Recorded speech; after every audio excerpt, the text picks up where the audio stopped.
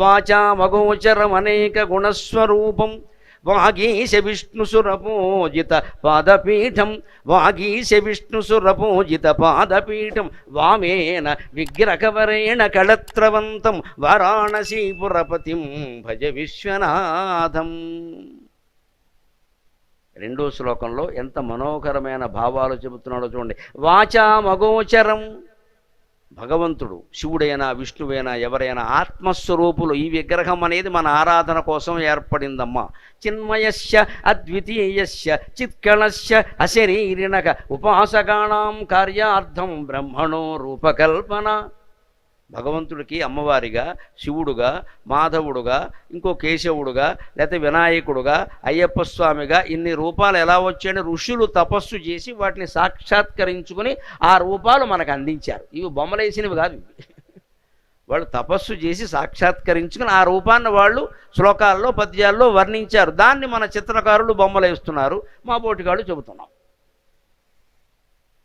అందుకని ఇది ఎందుకు జరిగింది రూపకల్పన, వాళ్ళు ఎందుకు అలా చేసుకున్నారు? భగవంతుడు అద్వితీయుడు కదా, తేజోమయుడు కదా, ఆయనకి రూపం లేదు కదా. నిర్లేప నిర్మల నిత్య నిరాకార నిరాకుల నిర్గుణ నిష్కళ శాంత నిష్కామ నిరుపప్లవ నిత్యముక్త నిర్వికార నిష్ప్రపంచ నిరాశ్రయ నిత్యశుద్ధ నిత్యబుద్ధ నిరవజ్య నిరవద్య నిరంతర నిష్కారణ నిష్కళంక నిరుపాధిర్నిరీశ్వర నీరాగ రాగమధని నిర్మదా మదనాశిని నిష్క్రోధ క్రోధ శమని నిర్మోహ మోహనాశిని నిర్మమా మమతాహంత్రి నిష్పాప పాపనాశిని నిస్సంశయ సంశయగ్ని నిర్భవ భవనాశిని.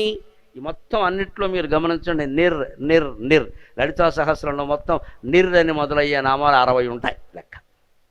లలితా సహస్రంలో ప్రతి నామాలకి లెక్క ఉంది, ఏ అక్షరంతో ఎన్ని మొదలవుతాయి. మొత్తం అన్ని నామాలకి ఉండే మొదటి అక్షరాలు పక్కన రాయండి, అన్నీ కలిపితే 32 ఉంటాయి, 33 ఉండదు.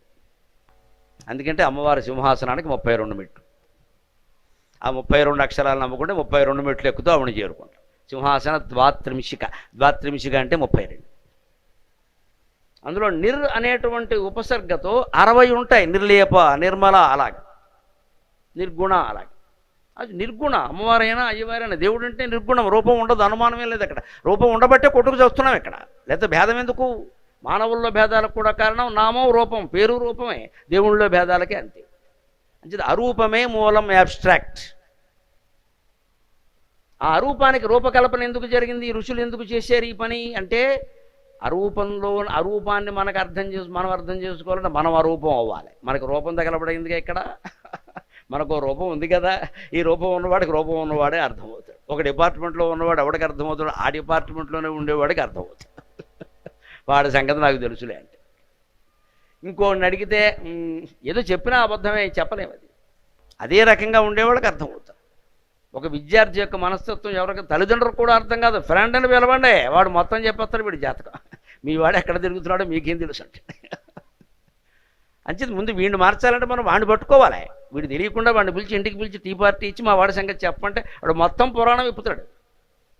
ఎందుకంటే ఈ తండ్రి ఆదరించేది, వాడి తండ్రి వాడిని ఆదరించడు, ఈయన ఆదరించాడు కదా, అందుకని లొంగుతాడు వాడు. మావయ్య గారు అంటాడు, లొక్కెత్తాడు. ఎప్పుడు ఆ సాంగత్యం ఉంటేనే తెలుస్తుంది కదా.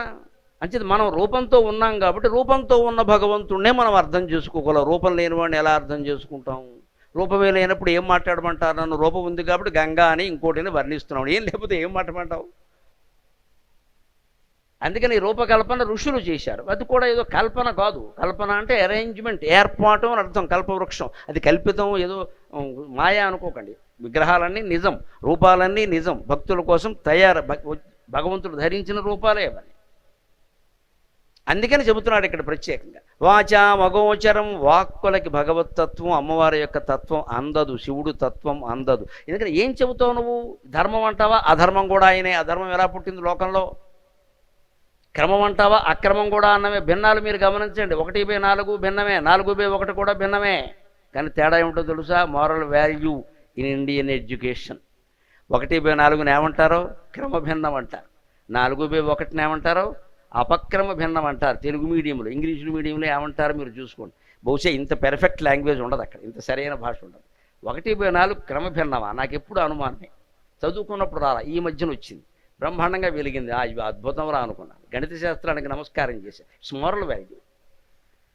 1/4 క్రమభిన్నం, 4/1 అపక్రమ భిన్నం. అంటే ఒకడి ఆస్తి నలుగురికి పంచడం క్రమం, నలుగురితో ఒకడు మింగేయడం అపక్రమం. అది లెక్క. లోకంలో జరిగేది ఏంటో తెలుస్తుంది కదా. ఒకడి ఆస్తి అందులో పేదవాళ్ళకి పంచిపెడితే అది క్రమం. అందుకే 1/4. 1 4 వాటాలు అయింది. 4ను 1 వాటా ఎలా చేస్తావు? నువ్వు మింగేశావు నలుగురిది. ఇప్పుడు ఆలోచించండి, ఎక్కడైనా అపార్ట్మెంట్లు సహా ఎక్కడ సమస్యలు రాకుండా ఉండాలంటే నాది అనుకుంటే సమస్యమ్మా, అందరిది అనుకుంటే పరిష్కారం. అదే లెక్క. నాది అనుకుంటే సమస్య, అందరిది అనుకుంటే పరిష్కారం. మనం అందరిది అనుకోలేము. మేము బోల్డ్ పొట్టి అందరూ అలాగే కొనుక్కున్నారు ఇక్కడ. నేను బోల్డ్ పెట్టుకో, ఇంక అందరూ బోల్డే పెట్టారు. గోల్డ్ పెట్టారు ఇక్కడ. ఎవరిదైనా ఒకటే సమస్య. వారి దుమ్ము ఏదో మన ఇంటి ముందుకు వచ్చి మన దుమ్ము అక్కడికి ఎడుతోంది.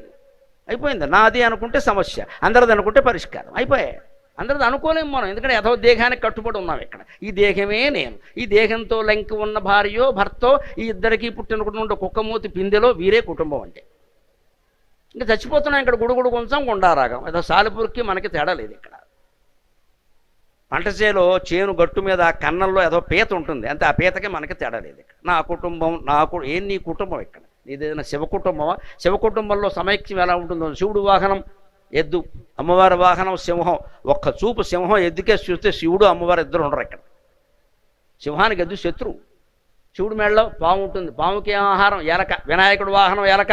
వినాయక చవితి నాడు నొక్కేస్తే మళ్ళీ ఆయనకి వాహనం లేదు ఇక్కడ. కుమారస్వామి వాహనం నెమలి.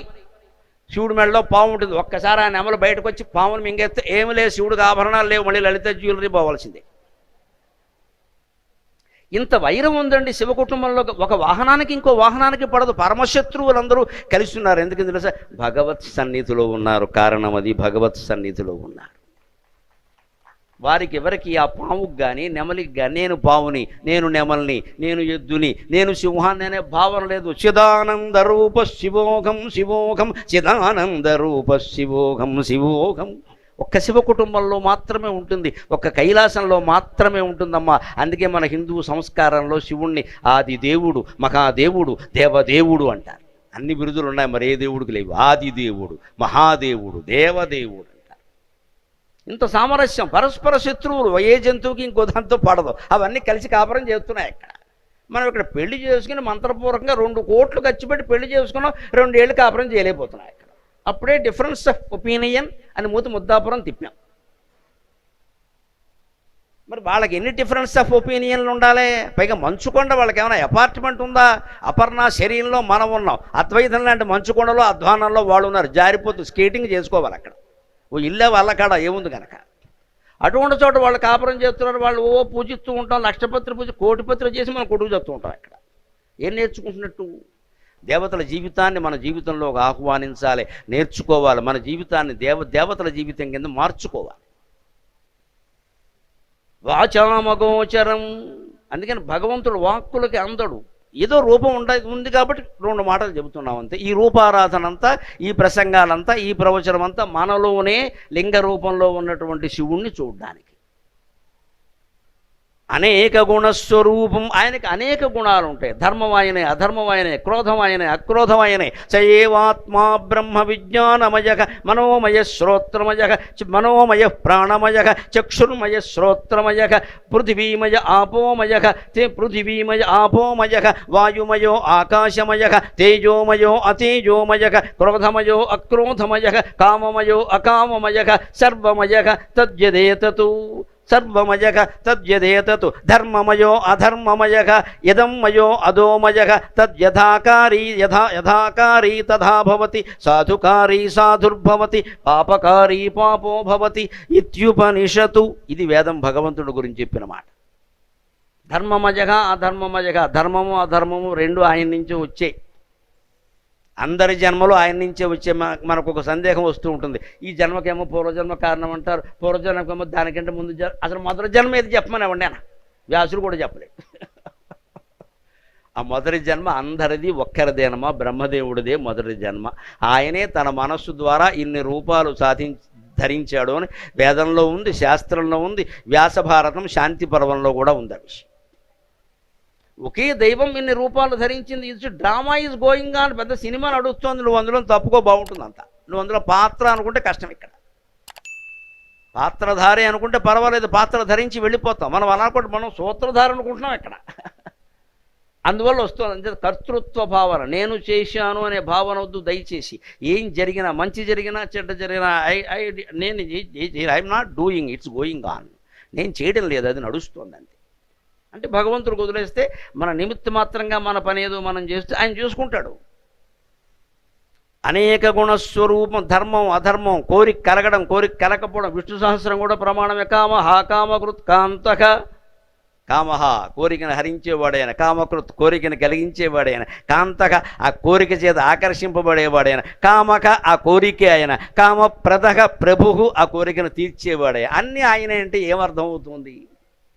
అంచేతనే ఇక్కడ దీని సంక్షిప్తంగా వ్యాసుడు ఏమన్నాడు అంటే వాచామగోచరం అనేక గుణస్వరూపం వాగీశ విష్ణుసురపూజిత పాదపీఠం. వాగీశ్వరుడైన బ్రహ్మ, విష్ణుమూర్తి, స్వరలు అంటే దేవేంద్రుడు మొదలైన దేవతలు అందరూ శివుడి పాదాలనే ఆరాధిస్తారు. ఆ పాదపీఠం దగ్గర కూర్చున్నా చాలు అనుకుంటారు. వాగీశ విష్ణుసురసేవిత పాదపీఠం.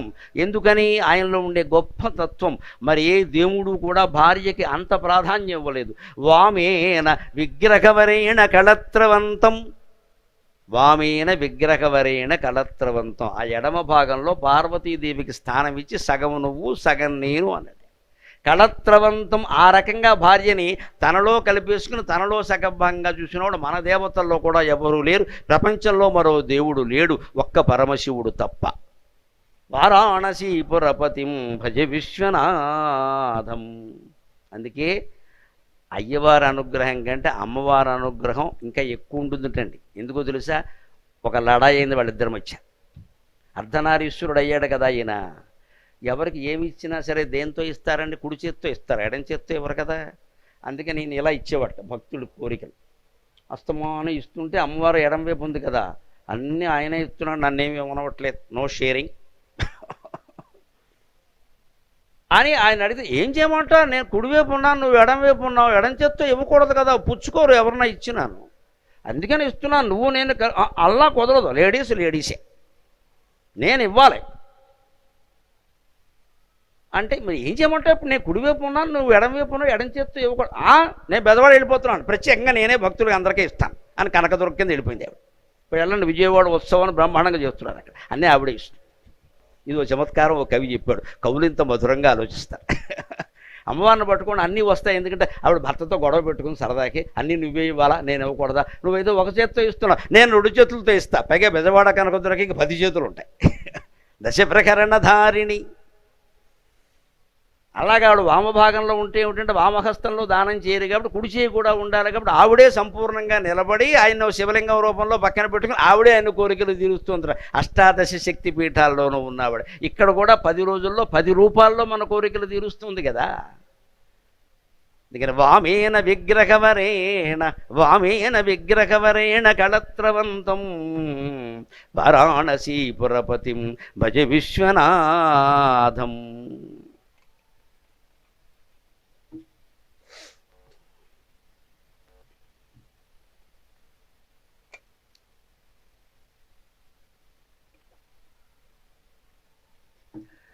భూతాదిపం భుజగభూషణభూషితాంగం భూతాదిపం వ్యాఘ్రాజినాంబరధరం జటిలం త్రినేత్రం పాశాంకుశాది వరదాభయశూలపాణిం వారాణసీపురపతిం భజ విశ్వనాథం. భూతాధిపం. భూత అంటే జీవులు, భూత ప్రేత పిశాచాలు అనుకోకుండా దయచేసి. అందులో భూత కాదు, ఇది పంచభూతాలకి అధిపతి ఆయనే. ఎందుకంటే శివుడు అష్టమూర్తి, శివుణ్ణి 8 భాగాలుగా ఈ సృష్టి అంతా నిండి ఉన్నాడు అంటారు. అందులో పంచభూతాలు నేల, నీరు, నింగి, నిప్పు, గాలి, ఇవి పంచభూతాలు. ఆ పైన సూర్యుడు, చంద్రుడు, అక్కడికి 7. ఈ జీవుడు లోపల ఉండే జీవుడు. ఈ జీవుడు లేకపోతే ఈ సృష్టి ఉంది? ఇదంతా ఆస్వాదిస్తున్నది, దాంట్లో దుఃఖమో సుఖమో పడుతున్నది జీవుడే. ఆ జీవుడు కూడా శివుడే. ఈ 8 రూపాల్లోనూ సృష్టి మొత్తం నడిపిస్తున్నాడు కాబట్టి భూతాధిపం. అంతేకాకుండా కైలాసంలో ప్రత్యేకం భూత ప్రేత పిశాచ గణాలు కొన్ని ఉంటాయి, ఎవ్వరూ అంగీకరించరు వారిని. శివుడు యొక్క తత్వం ఏమిటంటే లోకమంతా తిరస్కరించిన వాళ్ళకి మొత్తం అనాథ శరణాలయం చేస్తాడు ఆయన. రండి మీరు రండి, వాళ్ళు అలాగే అంటారు, మీకు ఏం తెలుసు, రండి ఇక్కడ కూర్చోండి అంటాడు. అంత దయామయుడు. లేదా చంద్రుడు నెత్తి మీద పెట్టుకున్నాడండి, చంద్రుడు ఏమైనా గొప్పవాడా? గురుద్రోహం చేశాడు. అటువంటి చంద్రుడు తీసుకొచ్చి చేస్తే చేశాడులే, మీరు ఎవరు చేయనట్టు ఇక్కడ తీసుకొచ్చి నెత్తిమి పెట్టుకున్నాడు. దయా దయా దయ అంటే శివుడు. భూతాధిపం భుజగభూషణం భుజగభూషణ భూషితాంగం. మెడలో ఎప్పుడు ఇలా పాము అలా ఉండదండి, ఇలా తిరుగుతూ ఉంటుంది అక్కడ చుట్టూ. దాని సరదా అది మార్నింగ్ వాక్ ఉంటుంది దానికి కూడాను. అలా కూర్చుంటే అలాగా కట్టకట్టుకుని అలా ఏముండు, చుట్టుకుని ఉండదు శివుడు మెడలో పాము. పైగా అది వాసుకి, ఆదిశేషుడు తర్వాత సెకండ్ లీడర్, నాగజాతిలో 2వ నాయకుడు, ఉప ముఖ్యమంత్రి. అందుకని వాసుకి అది ఇలా వచ్చి అలా సంచరిస్తూ ఉంటుంది ఇక్కడ చుడుతూ. ఆ సంచరించినప్పుడే అంతేకాదు అది పిల్లల్ని పెడుతుంది. ఆ పిల్లలు కూడా శివుడికి ఇక్కడ ఇక్కడ ఇక్కడ ఇక్కడ వేరే కంకణాలు ఉండవు, అదో పాము. అమ్మవారు ఎప్పుడైనా కాస్త కంకణం చేయించబోయి అంటే తీసుకో అంటాడు, అదో కట్లపాము. ఇక మళ్ళీ అడగదు ఆవిడ, నిన్నెందుకు అడగడం, మా నాన్న అడుగుతాను లేంటుంది.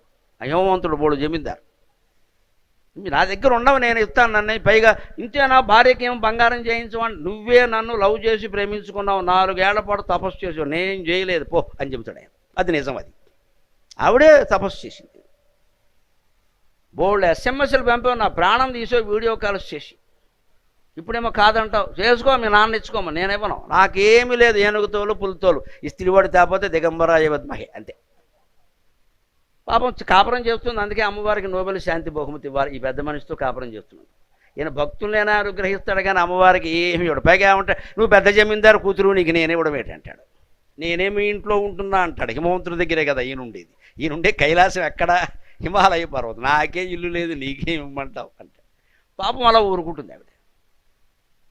అలాగా ఆయనకి పిల్లపావులన్నీ ఆభరణాలండి. దాన్ని కావ్యమీమాంస అనేటువంటి గ్రంథంలో పొయిటిక్ సైన్స్ అంటారు. దాన్ని కావ్యమీమాంస అంటే కావ్యం ఎలా రాయాలో చెబుతారు, పొయిటిక్ సైన్స్. దాన్ని ఇంకో భాషలో అలంకార శాస్త్రం అంట. దాన్ని రాజశేఖరుడు అని ఆయన రాశాడు. అక్కడ ఈ శివుని తల మీద ఉండే పిల్లపావుల్ని వర్ణిస్తారండి అద్భుతంగా. జయంతు ధవళ వ్యాళాక శంభోర్జూటావలంబినక. ఆ భుజంగాలన్నీ పాములు కూడా ఆయనకు ఆభరణాలు ఎందుకు అయ్యాయంటే దయామయుడైన వాడికి శత్రువులు కూడా అనుకూలంగానే మారిపోతారు. ఆయన దయామయుడు, అందుకని అవన్నీ ఆభరణాలు అయ్యాట. జయంతు ధవళ వ్యాళాక శంభోర్జూటావలంబినక గళద్గంగాంబు సంసిక్త చంద్రకందాంకురాయివ. గళద్గంగాంబు సంసిక్త చంద్రకందాంకురాయివ. శంభోర్జూటావలంబినక. శివుణ్ణి చూడండి మీరు, శివుడు జుట్టు మీద జటాజూటాన్ని పట్టుకుని ఇలా పిల్లపాములు ఇక్కడోటి ఇక్కడోటి ఇక్కడోటి ఇక్కడోటి ఇలా వేలాడుతున్నాయే, తెల్లగా ఉంటాయి అవన్నీ. ఎందుకంటే ఆదిశేషుడు తెలుపు, ఐరావతము తెలుపు, సర్పజాతిలో ప్రధాన నాయకులందరూ తెల్లగా ఉంటారు. వాసుకి తెలిపే, వాళ్ళకి పుట్టిన పిల్లలు తెలిపే. ఆ పుట్టిన పిల్లలు కాబట్టి పాములు ఇలా తెల్లగా వేలాడుతూ ఉన్నాడు శివుడి జుట్టు మీద రకరకాల ప్రదేశాలు. ఆ జుట్టులో రకరకాల మణులు పొదిగితే ఎలా ఉంటుంది కేశాలంకరణ కింద, అలా ఉన్నాయట. అయితే అవి ఎలా ఉన్నాయట, మొలకల్లా ఉన్నాయట. దుంప నుంచి వచ్చిన తెల్ల మొలకల్లా ఉన్నాయట. కంద దుంప ఉంటుంది చూడండి తెల్లగా, దాన్ని కనుక ఒక చోట పెట్టి నీరు పోసామనుకోండి పిల్లకి మొలకలు వస్తాయి. ఆ మొలకలు కూడా తెల్లగానే ఉంటాయి. కంద దుంప ఎక్కడుందండి శివుడి నెత్తి మీద అంటే కవి సాధిస్తాడు దేన్నైనా సరే. కవి ప్రజాపతి సృష్టించాడు. చంద్రకందాంకురాయవ, చంద్రుడు కందదుంప అన్నాడు. ఆయన ఉంటాడు కదా నెత్తి మీద తెల్లగా ఉంటాడు కదా చంద్రుడు కదా. అయితే దుంపకి నీళ్లు పోస్తే కదండి మొలకలు వచ్చేదంటే. గంగాంబు సంసిక్త, వెర్రివాడ శివుణ్ణి పరిశీలించవయ్యా, శివుని ఎత్తి మీద గంగ ఉందయ్యా, చంద్రుడు ఒక దుంపయ్యా, ఈ గంగారథ నీళ్లు ఆ దుంప మీద పడ్డాయ్యా, అప్పుడు తెల్లటి పిలకలు వచ్చాయ్యా, ఆ తెల్లటి పిలకలే ఈ తెల్ల పాములు అన్నాడమ్మా. అది కవి, అది కవి, అది కవి. కావ్యమీమాంస రాజశేఖరుడు అంటాడు ఈ మాట. మీరు అవన్నీ చదవలేరని భగవంతుడు నాకు అవి చదివే ఓపిక తీరిక 2 ఇచ్చాడు. నాకు ఎప్పుడు ఓ సరదా ఏమిటంటే కొత్త చెప్పాలి. ఇదివరకు ఏ సభలోనో చెప్పంది చెప్పాలి. ఈ విశ్వనాథాష్టకం ఇక్కడే చెబుతున్నాను, మరి ఇంకెక్కడా చెప్పను, ఇక్కడికే ప్రత్యేకం అంతే. పైగా దీని పేరే అపర్ణాశరయన్. అపర్ణ అంటే అమ్మవారు, అమ్మవారు ఆనందిస్తుంది. కొత్త మాట చెప్పావురా నా గురించి, నా మగుడు గురించి అని. ఊరికే పాత మాటలు వాడితే నా ఉపన్యాసం నాకే విసుగ్గా ఉంటుంది, మీకెందుకు? కొత్తవి చెప్పాలంటే కొత్తవి చదవాలి, దానికి తగిన సమయం కేటాయించుకోవాలి. మీమాంస చదువుతుంది, అది పొయిటిక్ సైన్స్, అలంకార శాస్త్రం. అది కవిత్వ ప్రధానమైన గ్రంథం కాదు, కావ్యమేం కాదు, అందులో కథ లేదు. కానీ కావ్యం ఎలా రాయాలో చెబుతాడు ఆయన. దానికి ఉదాహరణగా చెప్పాడు, జయంతు ధవళ వ్యాళాక, శివుని శిరస్సు మీద ఉండే తెల్లటి పాములు మిమ్మల్ని కాపాడునుగాక, మిమ్మల్ని ఆశీర్వదించునుగాక. ఎందుకంటే గళద్గంగాంబు సంసిక్త చంద్రకందాంకురాయివ శంభోర్జుటావలంబినక. గంగానది నీళ్ళు ఎక్కడ ప్రవహిస్తూ ఉండడం వల్ల చంద్రుడనే దుంప నుంచి వచ్చిన తెల్ల పిలకల్లా మొలకల్లా అందంగా పిల్లపాములన్నీ ఉన్నాయే, అవి మిమ్మల్ని ఆశీర్వదిస్తే. అంటే శివుణ్ణి నమ్ముకుంటే జీవితంలో విషం కూడా అమృతంగా మారుతుందమ్మా. కవి తాత్పర్యం అది, కవి తాత్పర్యం అది. భగవంతుడిని నమ్ముకుంటే విషం కూడా అమృతంగా మారుతుంది. అంటే కుటుంబంలో కానీ ఉద్యోగాల్లో కానీ జరగకూడని పరిణామం ఏదైనా జరిగితే కంగారు పడిపోవద్దు. మీరు ఆఫీసుల్లో కూడా యువతరాన్ని నా బిడ్డలుగా భావించి చెబుతున్నా, కాస్త ఖాళీ దొరికింది అనుకోండి, ఫోన్కి ఎలక్కండి దయచేసి. ఏదో ఫోన్ అవతల పారేయండి. ఆఫీస్ పని చేయాలి కదా, జపం చేయండి. మీ సీట్లో మీరు కూర్చుని చేయండి. దానికి కాళ్ళు కడగాలి, వేళ్ళు కడగాలని వద్దమ్మా. ఏమీ కడగద్దు, మనస్సు కడగండి. ఏమీ కడగద్దు. దీనికి కులం లేదు, మతం లేదు, స్త్రీ పురుష భేదం లేదు. నేను శాస్త్రాలను చదివి చదువుతున్నాను, నమ్మండి. మేము చేయొచ్చా? ఇప్పుడు ఎప్పుడైనా చేయొచ్చు. మనస్సుతో చేసేదానికి ఏ శుభ్రత్వం నిమిత్తం లేదు అసలు. నువ్వు భౌతికంగా చేస్తేనే ఇవన్నీ ఉంటాయి. మనసుతో చేసేదానికి శుభ్రత ఏమిటండి? మనస్సుకి ఏమైనా స్నానం చేస్తావా? ఎక్కడి నుంచి చేస్తావు? మనస్సుకి ఏమైనా డైపర్ తొడుగుతావా? ఏం తొడుగుతావు? ప్యాంటా చొక్కా ఏం తొడుగుతావు? ఆ మనస్సులో ఉండాలి శివుడు. ఊరికి ఈ లింగం ఒకటి ఎదురుగా పెట్టుకుని నేను 1,000,000 పూజ చేశా, 1,00,000 పూజ చేశా బడి చెప్పుకుందుకు బాగుంటాయి ఇవన్నీ. ఆ మనసుతో చేయడానికి మీరు వంట చేస్తూ చేయొచ్చు, హాల్లో కూర్చొని చేయొచ్చు, పడుకుని చేయొచ్చు, నిద్ర పట్టే వరకు ఆఫీసులో చేయొచ్చు. 5 నిమిషాలు ఖాళీ దొరికింది, కాళ్ళు చేపేసి అలా పడుకుని హాయిగా నమ శివాయ నమ శివాయ నమ శివాయ మనసులో జపం చేయండి. ఎంత శక్తి వస్తుందో, కోల్పోయిన శక్తి మళ్ళీ వస్తుంది. అన్ని ఒత్తిళ్ళు తొలగిపోతాయి. అన్ని రకాల స్ట్రెస్ మేనేజ్మెంట్ అంటే పంచాక్షరి మంత్ర జపం, మరొకటి లేదండి. దయచేసి నమ్మండి, దయచేసి నమ్మండి. Stress management. భగవన్నామస్మరణ చేస్తే అన్నీ పోతాయన్నీ ఆయన చూసుకుంటాడు. ఎందుకంటే ఈ తెల్లటి పాములను ఏమన్నా అనుగ్రహిస్తున్నాడు ఆయన. అవి పాములు విషం కక్కుతాయి. పైగా వాసుకి సంతానం ఏమదే, వానపాము కట్లపాము కాదు అది, వాసుకి సంతానం. విషం కక్కే పాము కూడా శివుడు నెత్తి మీద ఉండడం వల్ల అమృత స్రవంతిగా మారింది. భగవద్ అనుగ్రహానికి ఇంతకంటే ఉదాహరణ ఏం కావాలి? భూతాధిపం భుజగభూషణ భూషితాంగం. ఇంకా చిత్రమైన పడ వ్యాఘ్రాజినాంబరధరం జటిలం త్రినేత్రం. వ్యాఘ్ర అజిన అంబరధరం, పులి చర్మాన్ని వస్త్రంగా ధరిస్తాడు. ఎందుకో తెలుసా? అది జాలే, అది వాళ్ళ ఆవిడ కోసం జాలి. పార్వతీదేవి శివుడు కూర్చుని మాట్లాడుకుంటున్నారు. నేను చెప్పినట్టే అరగంట దాటింది, గొడవైపోయింది. వాళ్ళైనా సరే ఇది నిబంధన. అరగంట దాటి 40 minutes అయింది. శివుడు లేవాల్సింది, లేవలేదు. అక్కడి నుంచి ఏదో గొడవ వచ్చింది. ఈయన గొళ్ళుమండి ఏమన్నాడు, నల్లగా ఉన్నావు, నేను కాబట్టి చేసుకున్నా, ఎంత తెల్లగా ఉన్నాను నేను అని అన్నాడు. అమ్మవారికి మండింది, నన్ను నల్లదాన్ని అంటావు, నేను తెల్లగా మారాక మళ్ళీ నీ ఇంటికి వస్తా అని వెళ్ళిపోయింది. ఇది పురాణాల్లో ఉన్నదమ్మా. వెళ్ళి మహాతపస్సు చేసింది. కాళీ కాళీ అన్నాడు ఆయన. హిందీలో కాళీ అంటే, సంస్కృతంలో కాళీ అంటే నలుపని. భయంకరమనే అర్థం తర్వాత వచ్చింది. కాళీ అంటే ముందు నలుపు, కాలా నలుపు కదా. అందుకని కాళీ కాళీ ఏకరి, నేను తెల్లగా ఉన్నాను. శివుడు తెల్లగా ఉంటాడు, అమ్మవారు నల్లగా ఉంటుంది, విష్ణుమూర్తి నల్లగా ఉంటుంది, లక్ష్మీదేవి ఎర్రగా ఉంటుంది, బ్రహ్మదేవుడు ఎర్రగా ఉంటాడు, సరస్వతీదేవి తెల్లగా ఉంటుంది. ఈ కలర్ డిఫరెన్స్ వాళ్ళలోనే ఉంది, మనకెందుకు గొడవ? ఆక్షేపించాడు. నల్లగా మంటెత్తిపోయింది. నన్ను కాళీ అంటావు, నేను తెల్లగా అయ్యాక నీ దగ్గరికి వస్తా అంటే ఊరికే అన్నాను. ఇప్పుడు వంట ఎవడు వండుతాడనా? ఊరుకో, అడుక్కో, ఎవడు వండుతాడు, నన్ను ఎందుకన్నావు? వెళ్ళిపోయింది ఆవిడ. ఎక్కడో కూర్చొని తపస్సు చేసింది. 3 ఏళ్ళు తపస్సు చేసింది తెల్లగా మారడానికి. అంతేగాని బ్యూటీషియన్ని పిలవలేదు, మేకప్ వాడిని పిలవలేదు, ఎదవ రంగులు వేయలేదు ఇక్కడ. ఆ రంగు ఎత్తే సాయంత్రాన్ని పోతుంది. అది రంగు వేసిన ఆవిడ వెళ్ళిన వెంటనే వెనకాల ఇంకో గంటకు పోతుంది. ఆవిడ వెళ్ళింది, ఇది వెళ్ళింది. అలాంటి పిచ్చి పని చేయలా, తపస్సు చేసింది. తపస్సుకు సాధ్యంగా అందులేదు. యద్దుష్కరం యద్దురాపం యద్దుర్గం యచ్చదుస్తరం. దేవీ భాగవతంలో మాట.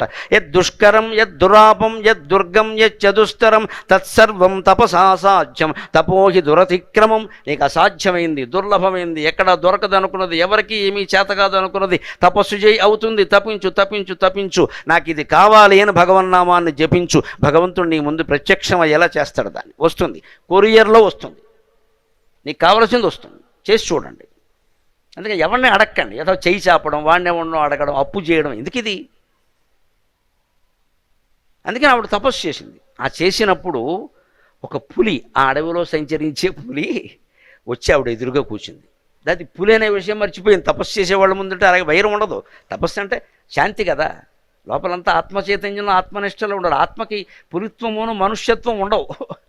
ఆత్మకి వ్యాఘ్రత్వం, మనుష్యత్వం, స్త్రీత్వం, పోస్తం ఏమి ఉండవు. ఆత్మ నిరాకారి. అందుకని ఆ పులి కూడా తనని తాను మర్చిపోయి, తాను పులిననే విషయం మర్చిపోయి అలా చూస్తూ కూర్చుంది. అమ్మవారు చూసి తపో విరామ సమయంలో కూడా మౌనంలో ఉంటుంది. ఆవిడ మాట్లాడదు. తపస్సు అయ్యాక, తెల్లగా మారాక అప్పుడు చూసి నువ్వెవరో అంది. ఏమో ఇక్కడ వచ్చి కూర్చున్నాను, నువ్వు బాగున్నావు, చూస్తుంటే ప్రశాంతంగా ఉంది, నాకు కూడా ఏ జంతువుని తినాలని అనిపించట్లా, హాయిగా ఉంది. ఆ భక్తికి సంతోషించి ఆ పులిని కూడా పెట్టుకుని కైలాసానికి వెళ్ళింది ఆవిడ. వెళితే శివుడు ఆశ్చర్యపోయి గుర్తుపట్టలేదు. వెంటనే ఆధార్ కార్డు ఏదని అడిగాడు. దానికి పాన్ కార్డు జత చేయించాడు.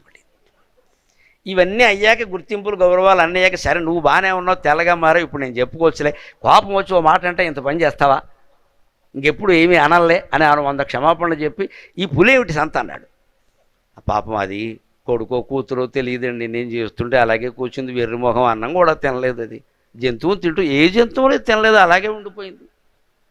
దానికి ఏదైనా వరం వేయండి అంటే పాపం వెంటనే ఆ వ్యాఘ్రం, నీకు ఏం వరం కావాలో కోరుకుంటే, నా చర్మాన్ని మీరు ధరించాలి, అంతకంటే నాకే వరం వద్దు అని ప్రాణం విడిచేసిందండి. అది వ్యాఘ్రాజనాంబరధరం. నాకు ఇంతకంటే అదృష్టం ఏమిటి, ఇంకా పులిగా ఇంకా బతకాలని నేను పార్వతీదేవిని చూశాను, శివానుగ్రహానికి పాత్రురాలను అయ్యాను, ఇంకా ఎందుకు ఈ పులి జన్మ, మళ్ళీ సాయంత్రం వేసరికో లేడీ కావాలంటాను, ఎందుకు, నాకు అక్కర్లేదు అని ప్రాణం వదిలేసి అది ఏం కోరింది, నా చర్మాన్ని మీరు ధరించండి. అక్కడి నుంచి గజ చర్మంతో పాటుగా వ్యాఘ్ర చర్మాన్ని కూడా ధరించాడు. శివపురాణంలో ఉంటుంది. గజ చర్మమేమో గజాసురుణ్ణి వధించి వాడికి ఇచ్చిన వరం ప్రకారం ధరించాడు. ఈ వ్యాఘ్ర రూపంలో ఉన్న వ్యాఘ్రమే అది పూర్తిగా. దానికి ఇచ్చిన వరం ప్రకారం వ్యాఘ్ర చర్మం ధరించాడు. అదే ఇక్కడ వ్యాసులు చెబుతున్నాడు, వ్యాఘ్రాజనంబరధరం జటిలం, ఎప్పుడు జడలు ధరించి ఉంటాడు. ఎందుకని నూనె రాయడు కాబట్టి జడలు కట్టేస్తే తపస్సులో ఉంటాడు కదా. అందుకని ఈవేళ మన వాళ్ళందరూ యువతరాన్ని మీరు గమనించండి, ఆడ మొగ ఎవరు రాయట్లా నూనె. అంతే, మనం వాళ్ళని ఏమనద్దు, అంతా శివస్వరూపాలు, దండం పెట్టుకోవాలి. జటిలం త్రినేత్రం, 3 కళ్ళు ఉంటాయి. 2 కళ్ళు అందరికీ ఉన్నాయి, మన కళ్ళు అడ్డంగా ఉన్నాయి. గమనించండి, అడ్డమైన కళ్ళు శివుడికి ఉన్నాయి. నిలువు కన్ను ఉంటుంది ఆయనకి, నిలువు కన్ను జ్ఞాననేత్రం. అడ్డకళ్ళు ఎప్పుడూ అడ్డంగానే చూస్తాయి ప్రపంచాన్ని, అడ్డగోలుగానే ఉంటాయి. అడ్డం అనే మాట తెలుగులో ఎప్పుడు వాడతారండి, అన్నిటికీ అడ్డం వస్తాడు, అడ్డగోలుగా మాట్లాడు, అడ్డంగా దొరికిపోయాడు, నెగటివ్ సెన్స్లో వాడతారు. మన రెండు కళ్ళతో మనం ఈ ప్రపంచాన్ని చూస్తున్నాం కాబట్టి అది అడ్డగోలుగా ఉంది, వంకరగా ఉంది, అది ఎప్పుడూ అలాగే ఉంటుంది. ఆ ప్రపంచం నీకు సరిగ్గా కనపడాలి అంటే తపస్సు చేసి ఆత్మనిష్టతో ఈ భూమధ్యంలో ఉండేటువంటి ఆజ్ఞాచక్రాన్ని తెరుచుకునేలా చేసి అక్కడ ఉండే జ్ఞాననేత్రాన్ని తెరవాలి. అప్పుడు ప్రపంచం అంతా ఒక్కటిగా చాలా మంచిగా అమృతప్రాయంగా కనపడుతుంది. శివుడికి ఆ కన్నుంది, మనకే ఉంది, తేడా ఏమీ లేదు. ఆయనకి తెరుచుకుంది, మనకు మూసుకుంది, అంతే తేడా. కిటికీ తలుపులు ఉన్నది తెరవడానికి కానీ మూసుకోవడానికి కాదు కదా. అన్ని అపార్ట్మెంట్లో 6 కిటికీలు 16 కిటికీలు వాస్తు ప్రకారం పెడతారు, అన్నీ మూసేస్తారు. మళ్ళీ ఒక ఇనప చట్టం పెడతారు, మళ్ళీ ఒక ప్లాస్టిక్ ఏదో పెడతారు దోమలు రాకుండా, మళ్ళీ ఓ తెర ఒకటి పెడతారు. కిటికీ ఎందుకు పెట్టామో, వాస్తు కోసం. నీకు బుర్ర లేకపోతే సరి. వాస్తుశాస్త్రంలో కిటికీ తెరవమని చెప్పారా, మూయమని చెప్పారా? అన్ని కిటికీలు మూసి వాస్తు అంటారేటండి? అర్థం ఉందా అసలు మన ఆలోచనకి? కోట్లు పెట్టి కొనుక్కోవడం గాలి రాదు, వెళ్తురు రాదు. ఎనపెట్లో ఉన్నట్టే ఉంటుంది. ఏ ఇంటికి వెళ్ళా ఎలా ఉంటారో తెలియదు. కిటికీ తలుపులు ఎప్పుడూ తెరిచే ఉండాలి, ఎన్ని ఉంటే అన్నీ తెరిచే ఉండాలి. అవి ఎందుకు మొయ్యాలి? వాన వస్తే మూసుకో, ఎండకు మరీ ఎక్కువగా వస్తే మూసుకో, చలి మరీ ఎక్కువగా ఉంటే మూసుకో, మామూలుగా ఉంటే తెరిచే ఉంచు. కిటికీ పెట్టింది ఎందుకు? పైగా దానికి ఈ మధ్య పెయింటింగ్లు మొదలెట్టారు, నమశివాయ. ఆ కిటికీ మూసి పెయింటింగ్ అంటే ఎప్పటికీ తెరవరు ఇంకా. అది కూడా పులో గాడిదో మన బుద్ధికి తగినట్టు. అది దేవుడిది కాదు, గాడిద, అడ్డగాడిద, లేదా గుర్రం ఒకటి ఇలా కాళ్ళు ఎత్తుంటుంది, ఎందుకు ఉంటుందో తెలియదు. వీళ్ళు కోరికలన్నీ గుర్రాల్లో పరిగెడుతున్నాయి, వీడు గాడిద అవుతాడు ఇక్కడ. అందుకని గుర్రం బొమ్మ ఒకటి పెడతారు. నాకు మంట ఎత్తిపోతుంది అది చూస్తాను. ఈ గుర్రాలు తప్పితే ఏం దొరకలా. నువ్వు పరిగెట్టాలా గుర్రంలాగా. ఇప్పుడు కోరికలే గుర్రాలు అయితే మనుషులు గాడిదలు అవుతారు. దేవుడు బొమ్మ, గౌతమ బుద్ధుడు బొమ్మ పెట్టు, ఓ ఆవు బొమ్మ పెట్టు, కాస్త మంచి ఆలోచనలు వస్తాయి. అసలు కిటికీ మూసేసి బొమ్మలు పెట్టడం ఏంటి? గాలి రావాలి కదా.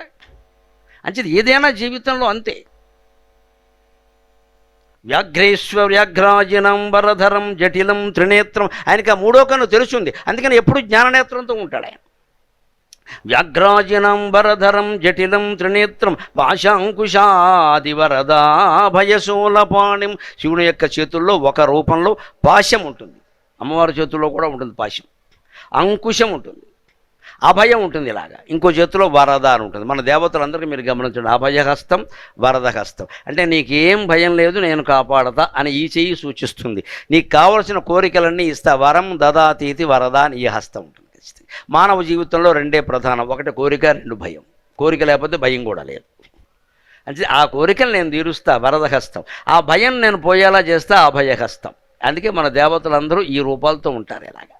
అలాగే శివుడు ఉంటాడు. పాశాంకుశాది వరదాభయ శూలపాణిం. అవసరమైతే మన శత్రువుల మీద ప్రయోగానికి త్రిశూలంతో కూడా సిద్ధంగా ఉంటాడు ఆయన. వారాణసీపురపతిం భజ విశ్వనాథం.